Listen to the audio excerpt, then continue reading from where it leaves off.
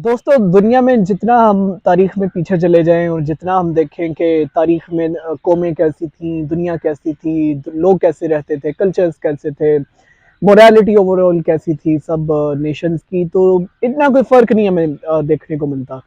आप अगर हिस्ट्री ज़्यादा पढ़ते हैं तो आपको इल्म होगा कि बहुत सी नेशंस हैं जिनके अंदर बहुत ज़्यादा चीज़ें सिमिलर हैं और एक ही तरह की मोरालिटीज़ भी रही हैं, इवॉल्व होती रही हैं with the passage of time. और इसी तरह कॉन्शियसनेस का एक सफ़र इंसान ने तय किया है। कॉन्शियसनेस इंसान की बढ़ती रही है और उसका नॉलेज बढ़ता रहा है और उसी तरह उसकी दिमाग की जो कॉग्निटिव एबिलिटीज़ है वो भी बढ़ती रही हैं और इंसान की अपनी जो कैपेबिलिटी है रिगार्डिंग डूइंग मैनी थिंग्स वो भी बढ़ती रही है with the passage of time. तो असल में ये जो सारी एक डिबेट जिसे हम कहते हैं कि ये एक सिविलाइज्ड नेशन है और ये एक बैकवर्ड नेशन है, एक्चुअली असल जो ये एक टॉपिक है ना कि पाकिस्तान इतना बैकवर्ड क्यों है, ये सारे का सारा असल में छुपा इसी के अंदर हुआ है।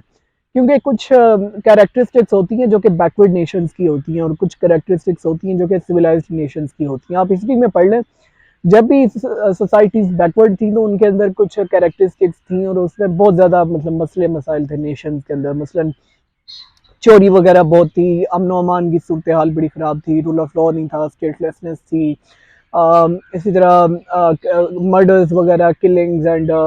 लड़ाइयाँ फसाद कबीलों के हों या फिर डिफरेंट इलाकों के रहने वाले लोगों के आपस में हों, ये सारी चीज़ें बहुत ज़्यादा थी। सो ओवरऑल जो ह्यूमन डेवलपमेंट इंडेक्स आप कहते हैं, जिसको हेल्थ केयर जिसको आप कहते हैं, जो लाइफ एक्सपेक्टेंसी होती है और जो डेवलपमेंट होती है, जो ज़्यादा स्पेंडिंग होती होती है on the education and wellbeing of citizens, वो कम है। तो ये चीज़ हमेशा उन नेशंस में हिस्ट्री में पाई जाती है जो कि बैकवर्ड नेशंस होती हैं और उसके मुकाबले में कुछ नेशन सिविलाइज होती हैं जो कि ज़्यादा आप कह सकते हैं कि सिटीजन्स की फलाह बहबूद की पे, उनकी वेलफेयर पे खर्च करती हैं, एजुकेशन पे, हेल्थ केयर पे। इसी तरह वो उनकी ट्रेनिंग और उनकी कैपेबिलिटीज़ को बढ़ाने पे ज़्यादा फोकस्ड होती हैं। उनकी जो गवर्नमेंट्स होती हैं वो इतनी रिच होती हैं कि वो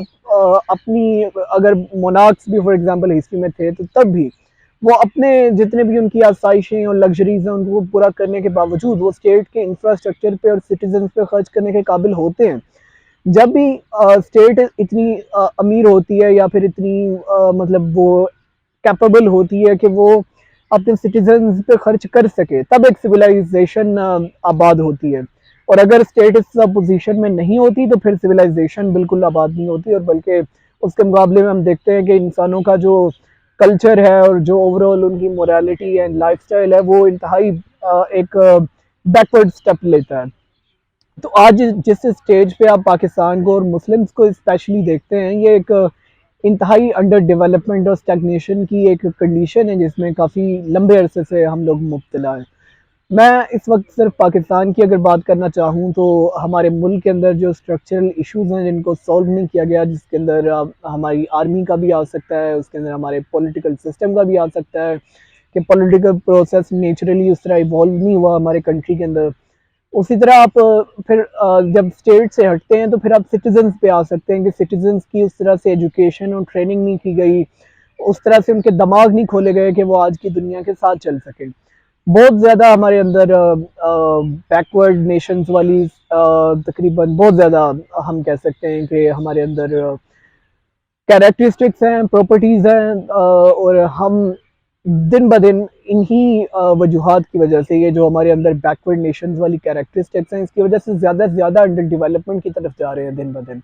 और मिजरी एक ये भी है हमारी, हेल्पलेसनेस ये भी है हमारी।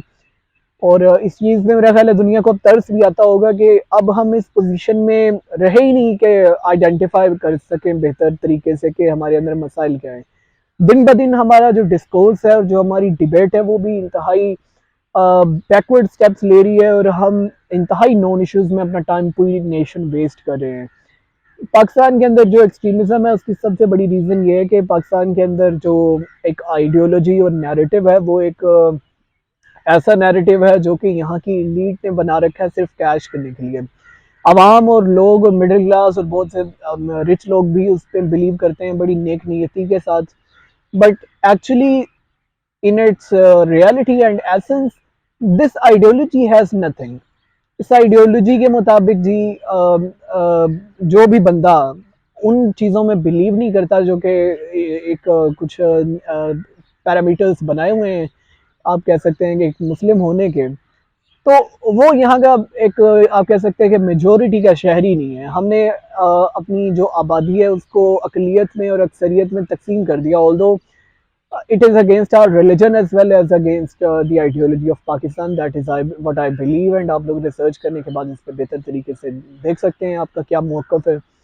اینڈ دین اس کی بیس پہ ہم نے زیادہ سے زیادہ آپ کہہ سکتے ہیں کہ دھڑے بندی کی ہے، زیادہ سے زیادہ سیکٹس وجود میں آئے ہیں. جب ہم نے ڈیفائن کیا ریلیجن، دین اس کی بیس پہ بہت زیادہ سیکٹس بھی وجود میں آئے، بہت سے فرقے بن گئے اور ہر فرقہ دوسرے کو کافر قرار دیتا ہے. اس کی بیس پہ ہم نے اپنے ملک سے ڈرایا ہے اپنی جو نان مسلم آبادیاں تھیں ان کو بھی. اینڈ اس کی بیس پہ ہم نے اتنا کوئی انتہائی الٹرا ریلیجیس اینڈ ایکسٹریمسٹ قسم کی نیشن بنا دی ہے کہ اب بڑا مشکل ہو گیا ہے کہ کیسے مطلب اس ساری نیشن کو، جس کے اندر کریٹیکل تھنکنگ کرنے کی ایبلٹی ختم ہو گئی ہے، اس کو ٹھیک کرنا ہے. بڑا ایک مشکل پروسیس ہے، اس سے ہمیں کسی طرح سے گزرنا ہے اور یہ کرنا بھی ہمیں پڑے گا، بیکاز کیے بنا چارہ نہیں ہے. آپ کے پاس دو آپشن ہوتے ہیں، یا آپ چیزیں ٹھیک کر لیں یا پھر برباد ہو جائیں آپ سارے کے سارے. بیکاز اگر آپ چیزیں ٹھیک نہیں کریں گے تو ظاہر ہے کہ چیزیں بالکل خراب ہو کے تباہ ہو جائیں گی. تو یہ ایکسٹریمزم اس وجہ سے ہے بیکاز سب کو بتا دیا گیا ہے کہ آپ نے اس ایک آئیڈیولوجی کو زیادہ سے زیادہ پروپیگیٹ کرنا ہے. اب ہر بندہ ظاہر ہے کہ مسلم ہے، وہ اس میں بلیو کرتا ہے، تو وہ یہ بھی کوشش کرتا ہے کہ باقیوں کو اپنا جیسا بنا دے. اب یہ جو ایک پین اسلامزم والی آئیڈیولوجی ہے نا، جس پہ بڑی تفصیل سے بات کرنے کی ضرورت ہے، جس کے مطابق آپ کو اسلام جو ہے اس کو پوری دنیا پہ نافذ کرنا ہے اور پوری دنیا کے انسانوں کو آپ کو مسلم کرنا ہے. اس آئیڈیولوجی نے زیادہ مسائل پیدا کیے ہیں اور بہت زیادہ جو ٹیررزم ہے اسپیشلی وہ یہیں سے پیدا ہوا ہے. اور اس کی وجہ سے ہم نے یہ بھی کیا ہے کہ ریلیجن جو ہے وہ اب ایسی چیز بن گیا ہے جو کہ ہر بندے کے ہاتھ میں ہے، جو کہ اس سے ہانک سکتا ہے، کسی بھی طرح سے ریوڑ کو بھی ہانک سکتا ہے اور وہ کسی بھی طرح سے لوگوں کو بھی مار سکتا ہے. جب یہ ڈیفائن ہو گیا ہے کہ یہ ایک خاص مطلب پیرامیٹرز ہیں، اس پہ کوئی اگر پورا نہیں اترتا یا پھر اس میں سے کسی چیز پہ یا اور کسی بھی ایسی چیز پہ جس کو یہ لوگ مانتے ہیں کہ ضروری ہے کہ اس سے ایمان پورا ہوتا ہے، اس پہ اگر وہ تنقید کر بیٹھتا ہے یا پھر اس کے ساتھ کسی قسم کا اختلاف رکھتا ہے یا پھر اس کو